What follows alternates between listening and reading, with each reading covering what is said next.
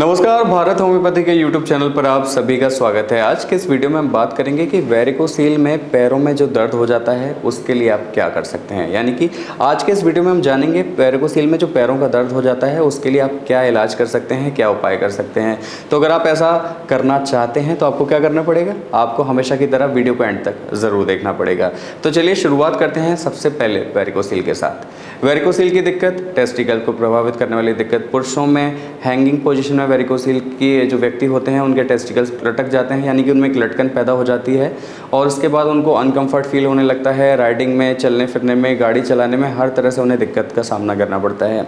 कभी कभी ये भी देखा जाता है कि वेरिकोसील पेशेंट्स को कुछ को पेन काफ़ी सीवियर होता है और कुछ को पेन नहीं होता है। तो अक्सर करके हम ये भी देखते हैं कि हमारे भारत होम्योपैथी की ओपीडी पे जो पेशेंट्स आते हैं उनको काफ़ी वक्त बाद पता चलता है कि उनको वेरिकोसील की दिक्कत हो गई है, क्योंकि यहाँ पर पर्सन टू पर्सन वेरी करता है कि यहाँ किसी पेशेंट को दिक्कत ज़्यादा होती है और किसी को उसका पता काफ़ी देर बाद चलता है।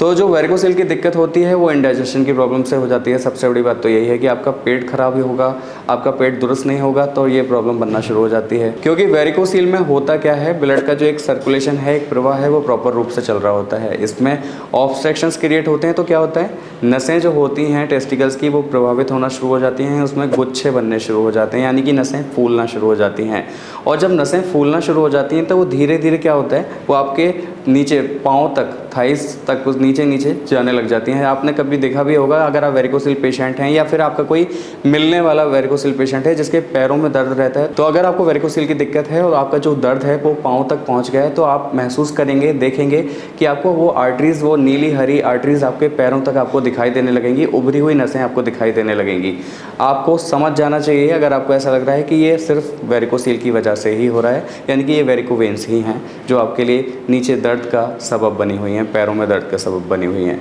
तो इसके लिए अब आप क्या कर सकते हैं, अगर आपको ये परेशानी हो रही है तो इसका सबसे बेहतर उपाय ये है कि आपको करनी होती है इसमें लेग रेज एक्सरसाइज। जी हाँ, आपको इसमें क्या करना होता है, अपने दोनों पाँव को ऊपर 60 और 90 डिग्री के एंगल पर उठा लेना होता है और दीवार के सहारे टिका लेना होता है। कुछ देर आपको इसी पोजीशन पर बने रहना होता है और थोड़ी देर बाद इनको पैरों को डाउन कर लेना होता है। इस प्रोसेस को आपको दिन में करीब 4 से 5 बार दोहराना होता है और आप देखेंगे इस प्रोसेस को करने से आपका जो टेस्टिकल्स का जो ब्लड का जमाव है वो प्रॉपर सुचारू रूप से होना शुरू हो जाएगा और आपके जो पैरों में, जो पाँव में जो नसें आपको नीली हरी दिखाई देने लगी हैं तो वो भी जो ब्लड का जब सर्कुलेशन बेहतर होगा इस एक्सरसाइज के थ्रू तो ब्लड वापस से सर्कुलेट होना शुरू हो जाएगा और पैरों में उस दबाव कम होगा, पैरों में दर्द कम होगा, साथ ही वो जो नसें हैं वो बिल्कुल नॉर्मल होना शुरू हो जाएंगी। तो आप अभी से इस चीज़ को अप्लाई करना शुरू कीजिए और फिर आप देखिए कि ये आपके वेरिकोसील के पैरों के दर्द में कितना आपको आराम देता है। इसके साथ ही आप कर सकते हैं मॉर्निंग वॉक, लाइट वॉक कीजिए, योग कीजिए, प्राणायाम कीजिए, मेडिटेशन कीजिए, ये भी आपके लिए काफ़ी फायदेमंद साबित हो सकता है। इसके अलावा आप अपने डाइट प्लान पर भी काफ़ी फोकस्ड रहिए, यानी कि आपको कुछ भी बाहर का तला भुना अनहाइजीनिक खाना नहीं खाना है, आपको अनहेल्दी फूड नहीं खाना है, आपको कोई भी जंक फूड, फास्ट फूड या आप जितने भी मैदा से बने पैक्ड फूड होते हैं इनका कोई भी सेवन नहीं करना है। जितने भी प्रोसेस्ड फूड आते हैं आपको बिल्कुल इनका सेवन नहीं करना है अगर आप अपनी वेरिकोसील की दिक्कत से बचना चाहते हैं। तो अगर आप अपने लाइफस्टाइल को बेहतर कर लेते हैं, अपनी इन सारी चीज़ों को सही कर लेते हैं, खास करके एक चीज़ और रह गई जो आपको बताना बेहद ज़रूरी है, अगर आप एल्कोहलिक हैं, अगर आप पान का सेवन कर रहे हैं तो ये भी आपके लिए कहीं ना कहीं काफ़ी बड़ा दिक्कत करता है वेरिकोसील की दिक्कत में। तो अगर आप एल्कोहलिक हैं, धूम्रपान का सेवन करते हैं, स्मोकिंग करते हैं तो इसको भी आप बंद कर दीजिए अगर आप अपनी वेरिकोसील की बीमारी में खुद को राहत देना चाहते हैं, इसमें अपने आप को सेव करना चाहते हैं।